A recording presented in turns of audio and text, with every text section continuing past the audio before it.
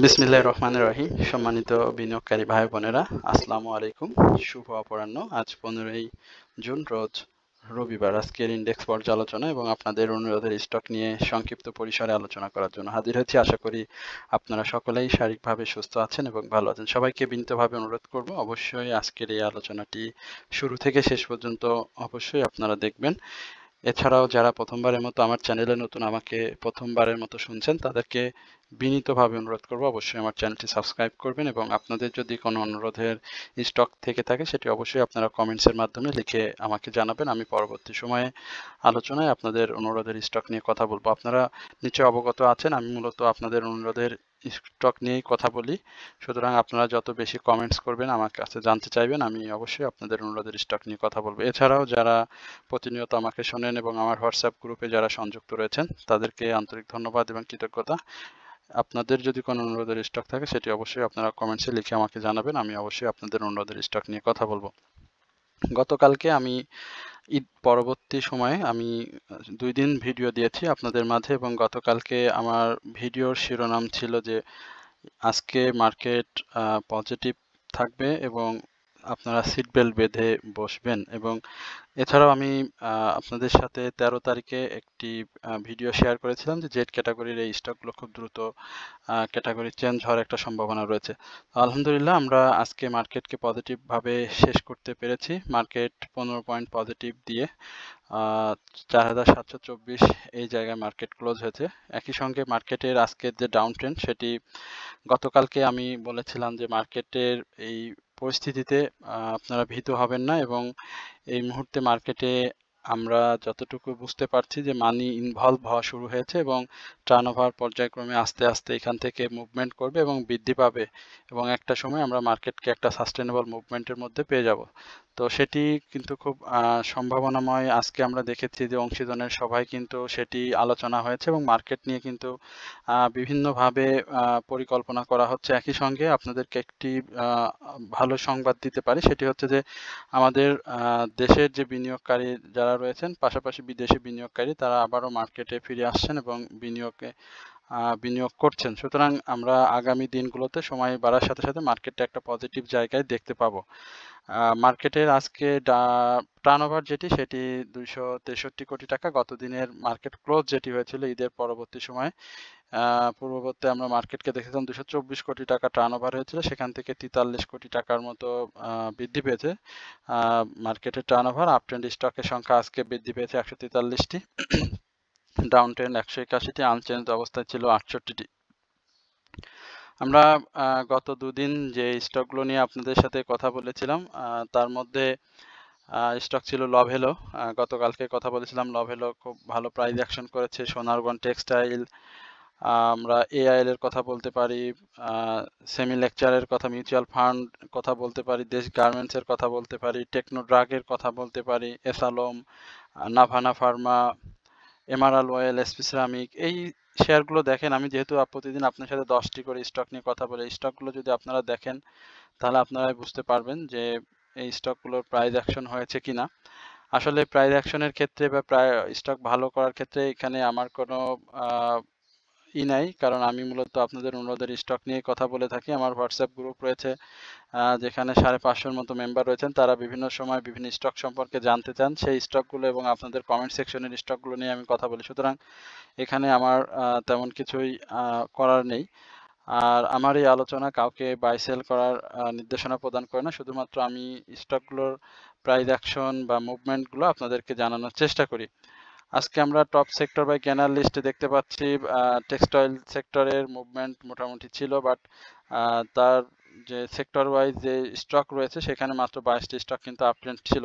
এই আপ ট্রেন্ডটা যদি down trend এবং আপ ট্রেন্ড যদি আজকে এত ডাউন ট্রেন্ড যদি বেশি না হতো, তাহলে কিন্তু আমরা 200 স্টকের আশেপাশে আমরা কিন্তু দেখতে পেতাম। সো টেক্সটাইল সেক্টর কিন্তু আজকে বেশি আপ ট্রেন্ডে যেতে পারেনি, ডাউন ট্রেন্ড সংখ্যায় কিন্তু বেশি ছিল। ফার্মাসিউটিক্যাল সেক্টরের কিন্তু সেম অবস্থা, 20টি আপ ট্রেন্ড, 13টি ডাউন ট্রেন্ড। ইঞ্জিনিয়ারিং সেক্টরের আমরা ডাউন ট্রেন্ড দেখছি 20টি, আপ ট্রেন্ড 13টি। ইন্স্যুরেন্স সেক্টর আজকে বের হতে পারেনি, একটা বড় সেক্টর, মাত্র 12টি স্টক আপ ট্রেন্ডে ছিল, ডাউন ট্রেন্ড ছিল 23টি। তো এই হচ্ছে মূলত মার্কেটের সার্বিক যে বিষয় সেটি আপনাদেরকে জানানোর। এরপরে আমরা একটু ক্যান্ডেল প্যাটার্ন দেখে আমরা সরাসরি আপনাদের যে অনুরোধের স্টকগুলো রয়েছে সেই স্টককে আলোচনায় ফিরে যাব।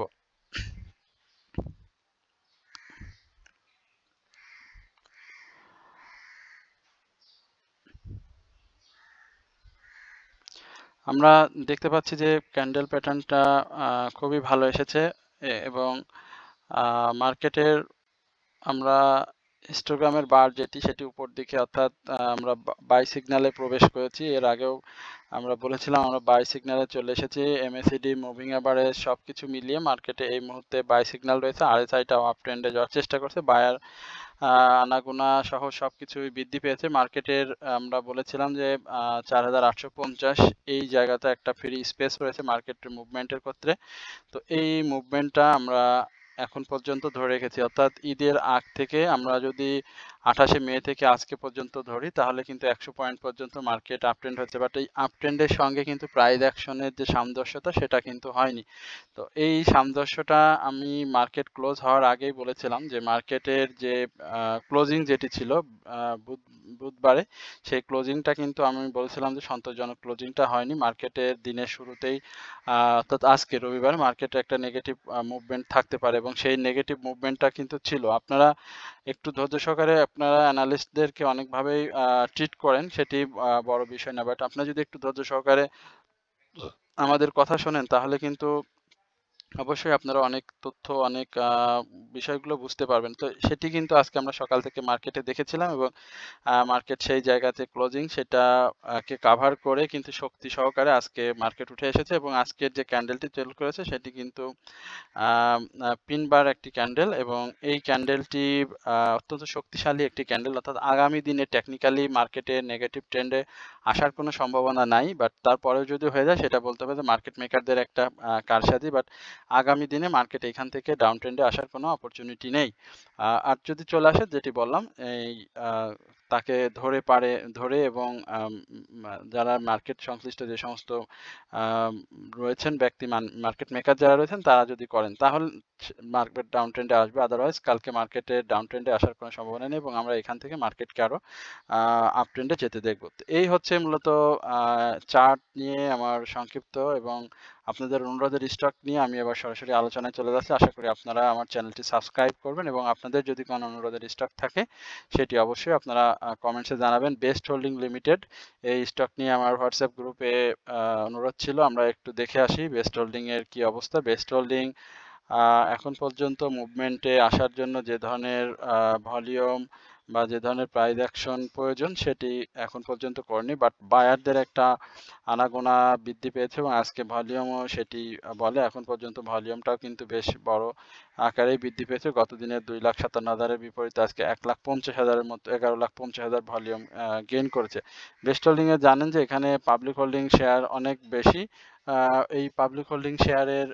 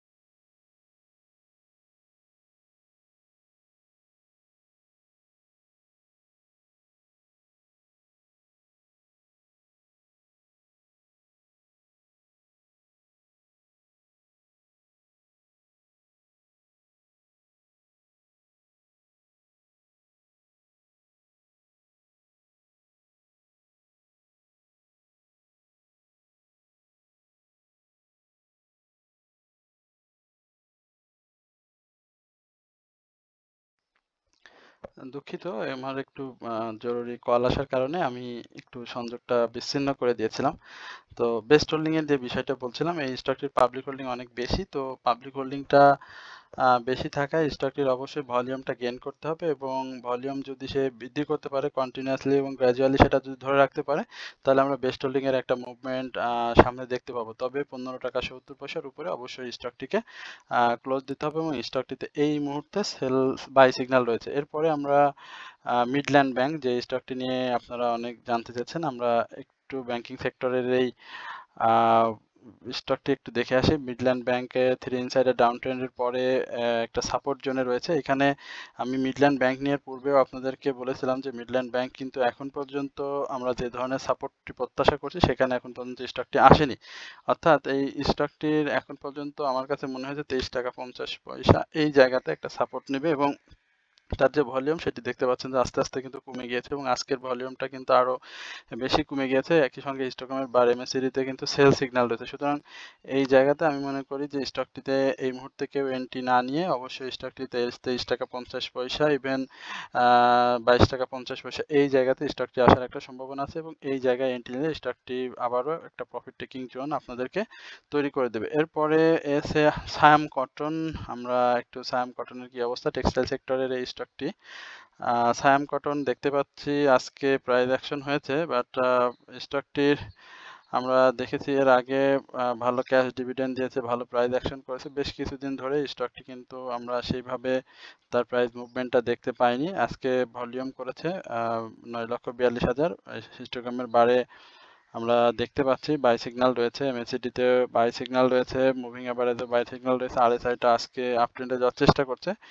স্টকটির থার্ড কোয়ার্টার ইপিএসটা ভালো আসেনি। এখানে আমার কাছে যেটি মনে হয় যে 12 টাকা 60 পয়সা আজকে যে ক্লোজ, সেটি একটি পজিটিভ ক্লোজ, এবং এইখান থেকে স্টকটির একটা মানে যে পজিটিভ ক্লোজ, যেটা প্রাইস অ্যাকশন হতে সহায়তা করে, সেটি হচ্ছে 13 টাকা 80 পয়সা থেকে 14 টাকা এই জায়গা পর্যন্ত আপনাদেরকে অপেক্ষা করতে হবে। যদি এরপরে যদি স্টকটি এই 13 টাকা 80 পয়সা বা 14 টাকা ক্লোজ দিতে পারে, তাহলে আমরা স্টকটিকে একটা প্রাইস অ্যাকশনে পেয়ে দেবো, এবং এটি সাধারণ বিনিয়োগকারীদের একটা প্রফিট টেকিং জোন তৈরি করবে। এরপরে আর কারেকশন জোন যদি ধরি, তাহলে স্টকটি 12 টাকা 30 পয়সা থেকে 12 টাকা 20 পয়সা এই জায়গাটাতে আছে কারেকশন জোন হিসেবে থাকবে।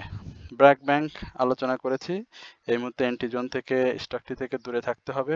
ভালো বিনিয়োগকারীদের ভালো একটা প্রফিট টেকিং জোন করে দিয়েছে, ভালো প্রফিট টেকিং হয়েছে স্টকটিতে, বাই সিগন্যাল রয়েছে, বাট কারেকশন জোন আসার আগ পর্যন্ত স্টকটি আমি মনে করি বিনিয়োগকারীদের এন্ট্রি না নেওয়াই উচিত, এবং সেক্ষেত্রে 46 টাকা থেকে 47 টাকা স্টকটির কারেকশন জোন। এরপরে স্কয়ার ফার্মা মুভমেন্টে আসার চেষ্টা করছে। এই ধরনের স্টক মার্কেটে প্রাইস অ্যাকশন করলে অবশ্যই প্রাইস প্লাস ইন্ডেক্স পজিটিভ থাকতে বড় ভূমিকা রাখে ফার্মাসিউটিক্যাল সেক্টর। স্কয়ার ফার্মা নিঃসন্দেহে ভালো একটি স্টক, সন্দেহ নেই। থার্ড কোয়ার্টার ইপিএসটা খুব চমৎকার এসেছে, ক্যাশ ডিভিডেন্ড হিস্টরি খুবই ভালো। এই জায়গাটা স্টকটির আমি মনে করি একটা ভালো প্রাইস অ্যাকশন জোন রয়েছে, এবং 212 টাকা এই জায়গাটা স্টকটি আসার একটা জোর সম্ভাবনা রয়েছে, বাট আমরা স্টকটিকে যদি কারেকশন আর না পাই, তাহলে স্টকটি কিন্তু ছোট ছোট মুভমেন্ট করেই কিন্তু প্রাইস অ্যাকশনে চলে যাবে। সুতরাং যাদের রয়েছে বা যাদের বাই রয়েছে 200 বা 199 এই লেভেলে, তারা স্টকটি থেকে প্রফিটটা টেক করে নেবেন 205 টাকা থেকে 208 টাকা এই লেভেলে প্রাথমিকভাবে। এরপরে কেডিএস অ্যাক্সেসরিজ, আমরা একটু কেডিএস অ্যাক্সেসরিজ নিয়ে আপনার সাথে আলোচনা করি। কেডিএস অ্যাক্সেসরিজ এখানে ডাউন ট্রেন্ডে এসেছে। কেডিএস এর মুভমেন্ট আমরা দেখেছি, ভালো প্রাইস অ্যাকশন করেছিল 37-38 টাকা থেকে 47 টাকায় গিয়ে ভালো প্রফিট টেকিং জোন করেছে। আজকে 10 পয়সা পজিটিভ দিয়ে ক্লোজ করলো, ক্যান্ডেলটি ভালো আসেনি। আগামী দিনে স্টকটি আমার কাছে যেটি মনে হয় যে 40 টাকা 10 পয়সা থেকে 39 টাকা 60 পয়সা এই জায়গায় এসে আবারও সাপোর্ট নেব, এবং এখান থেকে মুভমেন্ট করবে। যাদের আছে তারা অবশ্যই ধৈর্য ধরেন, স্টকটিতে এই মুহূর্তে সেল সিগন্যাল রয়েছে। এরপরে ইস্টার্ন হাউজিং লিমিটেড এর আমরা কি অবস্থা দেখে আসি। Eastern Housing Limited third quarter ডিপিএসটা খুব চমৎকার আসার পরে ডাব্লিউ প্যাটার্ন আকৃতিতে মুভমেন্টে যাচ্ছে, ক্যান্ডেল প্যাটার্ন গত দিনের উপরে ক্লোজ করেছে, স্বাভাবিকভাবে মুভমেন্টে আসার একটা চেষ্টা। মার্কেট পজিটিভ রোল প্লে করলে আমরা ইআইএচএল কে আবারও প্রাইস অ্যাকশনে দেখে যাব। ভলিউমটাও আজকে বৃদ্ধি পেয়েছে এবং আশা করি স্টকটি 76 থেকে 77 এই জায়গাটায় এই মুহূর্তে সে আগামী দিনে অবস্থান করবে এবং মুভমেন্টে ফিরে সাধারণ বিনিয়োগকারীদের প্রাইস অ্যাকশনে নিয়ে যাবে। আশা করি স্টকটি মার্কেট পজিটিভ মুভমেন্টে রয়েছে এবং ইন্ডেক্সের সাথে স্টকটি তার প্রাইস অ্যাকশন ধরে রাখবে। আর ইন্ডেক্সে আমরা বাই সিগন্যাল দেখতে পাচ্ছি। এরপরে এসিআই নিয়ে তেমন কিছু বলার নেই। স্টকটির আজকে স্পট ডেট ছিল, প্রাইস অ্যাকশন হয়েছে 157 টাকা থেকে 177 টাকা প্রফিট টেকিং জোন রয়েছে, এখনো অনেকে প্রফিট টেক করেছেন, বাট ভলিউম একেবারে কম। এইখানটাতে আমি মনে করি যে আগামী দিনে স্টকটি একটু কারেকশন জোনে আসবে, বাট আরএসআই বাড়ার অনেক সুযোগ রয়েছে। দেখা যাক কি করে। এসিআই কিন্তু কন্টিনিউয়াসলি বিনিয়োগকারীদের প্রফিট টেকিং করার সুযোগ করে দিয়েছে, বাই সিগন্যাল রয়েছে এবং আরএসআই বাড়ারও সুযোগ রয়েছে। সুতরাং এখানে আমরা 187 থেকে 181 এই জায়গাটা স্টকটির জন্য একটা ভালো সেল প্রেশার হিসাবে ধরে নিচ্ছে এবং আগামী দিনে স্টকটি ভালো সেল প্রেশার ফেস করবে। আচ্ছা, এরপর মন্য শ্রমিক সেক্টরের একটি গুরুত্বপূর্ণ শেয়ার। আমরা মন্য শ্রমিক নিয়ে আগেও আপনাদের সাথে কথা বলেছিলাম।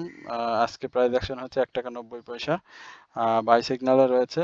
এই জায়গাতে স্টকটি এখন পর্যন্ত 80 টাকা 50 পয়সার উপর একটা ক্লোজ দিতে হবে। সেই ক্লোজটা দেওয়ার পরে আমরা একটা স্টকটির প্রাইস অ্যাকশন দেখতে পাবো এবং সেক্ষেত্রে 88 থেকে 92 এই জায়গাতে স্টকটি অবস্থান করবে। থার্ড কোয়ার্টার ইপিএস ভালো এসেছে, পাবলিক হোল্ডিং খুবই কম, 1,88,00,000 শেয়ার। সুতরাং মুভমেন্টে আসলে আমরা স্টকটি অবশ্যই ভালো প্রাইস অ্যাকশনে দেখবো। যাদের রয়েছে তাদের অপেক্ষা করতে হবে।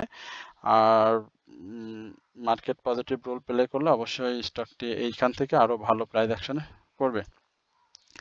আচ্ছা, জানেক্স ইনফোসিস ক্যান্ডেল প্যাটার্ন ভালো, অনেক ডাউন ট্রেন্ড থেকে ক্লোজ করেছে, হাইয়ের উপরে ক্লোজ করেছে, পজিটিভ খুবই ভালো ফ্রি স্পেস তৈরি করে নিয়েছে। আগামী দিন পর্যন্ত আমি মনে করি 24 থেকে 26 এই জায়গায় জেনেক্সিলের অবস্থান থাকবে এবং হিস্টোগ্রামের বার এমএসিডিতে বাই সিগন্যাল রয়েছে। জেড ক্যাটাগরির স্টক এন্ট্রি জোন হিসাবে যদি কেউ নিয়ে থাকেন তাহলে আমি বলবো অনেক সাবধানতার সহিত এন্ট্রি নেবেন, কারণ ডাউন ট্রেন্ডে চলে আসলে কিন্তু সেক্ষেত্রে বের হওয়া অনেক কঠিন হয়ে যাবে।